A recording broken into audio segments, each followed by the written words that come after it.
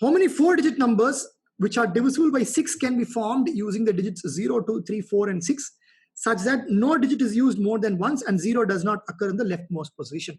Okay, first thing, they have given that it has to be divisible by 6, right? So if the number has to be divisible by 6, then two conditions have to be satisfied. It has to be an even number. Let me put the conditions here.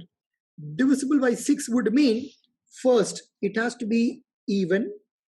Second one, you also have to make sure it is divisible by 3.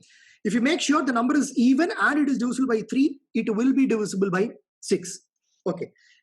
And we have to form 4-digit numbers, but we have been given 5 digits here.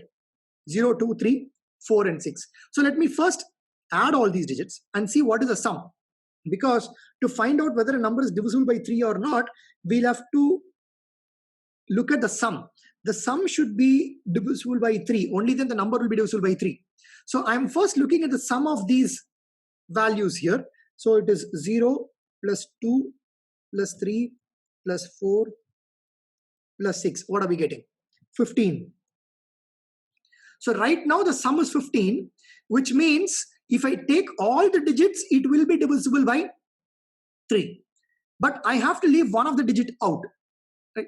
And when I leave one of the digit out, I'll have to make sure the left digit is a multiple of 3, because right now 15 is a multiple of 3. After removing also, I'll have to make sure the sum is a multiple of 3. So whatever digit I'm removing, that should also be a multiple of 3. Okay, so what can we remove? We can remove multiples of 3. We'll have to choose here. So we have 0, 3, 6. So I can either remove 0 and keep the other 4, or I can remove 3 and keep the other 4, or I can remove 6 and keep the other 4. That will make sure that the remaining sum is also a multiple of 3. I'm going to repeat once, please listen. We have to form 4-digit numbers using these 5 digits such that they are divisible by 6. For a number to be divisible by 6, it has to be even. We will come to the even part later. Now I'm looking at the divisible by 3 part. So I'll have to make sure the 4 digits that I'm choosing are divisible by 3. If I add all the 5 digits here, it's coming to 15. Right? Now from here, I have to remove one digit because I have to form 4-digit numbers without repetition. Right? So which number can I remove is what I'm trying to find out now. As the sum is already a multiple of 3, the number that I remove should also be a multiple of 3, so that the remaining numbers have a sum that is a multiple of 3. Okay, so I can only remove 0 or 3 or 6, because if I do that, the remaining numbers will also sum up to a value which is a multiple of 3. So let me look at the numbers we can have.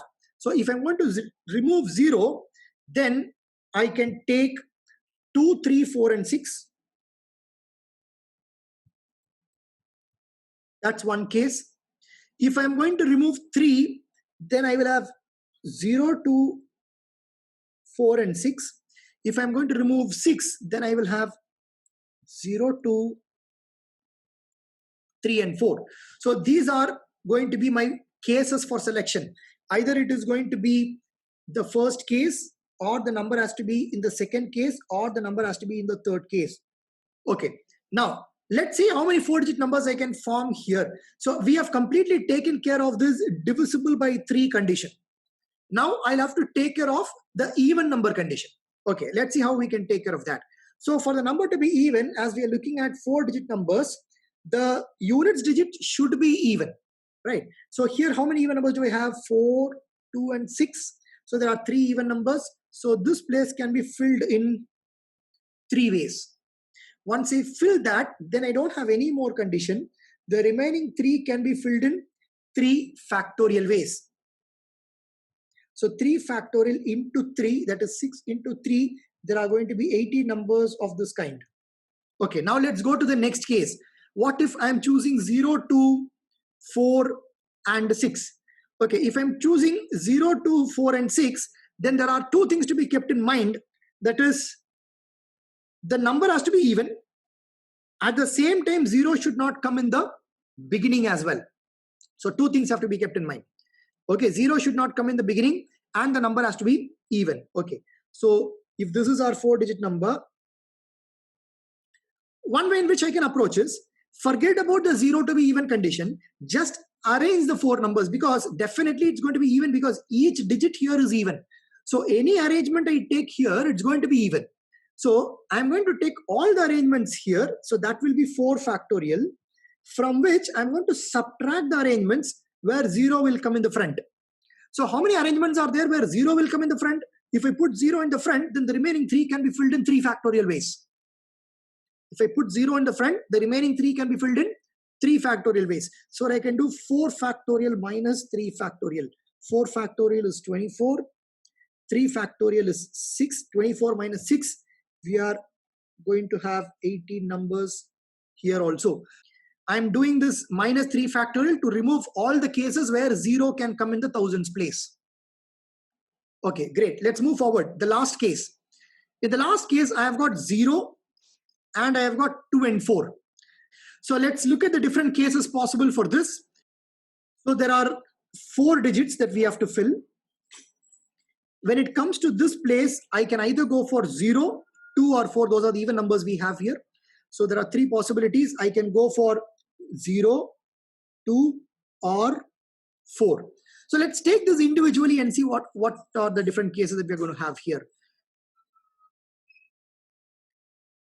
Okay. So if I'm going to have 0 here, now after that I don't have any more condition. The other 3 can come in any order. So in that case, I can say we will have 3 factorial numbers of that kind. Okay. If I'm going to put 2 here, I have to be a little more careful, because 0 cannot come here. I cannot say just 3 factorial. So 0 cannot come here, which means next I'll have to fill this place. That place can be filled in 2 ways, right? Other than 0, I can put 4 and 3 here. So this place can be filled in 2 ways, this particular place. Once I fill that, then these 2 can be filled in 2 factorial ways, because there is no more condition for those 2 places. Okay. And the last one, if I'm going to put 4 there, again 0 is there. So I should make sure this is filled without 0. That can be done in 2 ways. Then these 2 can be filled in 2 factorial ways. Okay, now I'll have to add all 3. So this is coming to 6. 2 into 2, that is 4. 2 into 2, that's also 4. So total in this case is 14 numbers.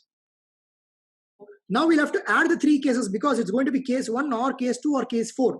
So I'll have to do 18 plus 18 plus 14. So what does that take us to? 18 plus 18, 36. 36 plus 14. Our answer will be 50 for this question.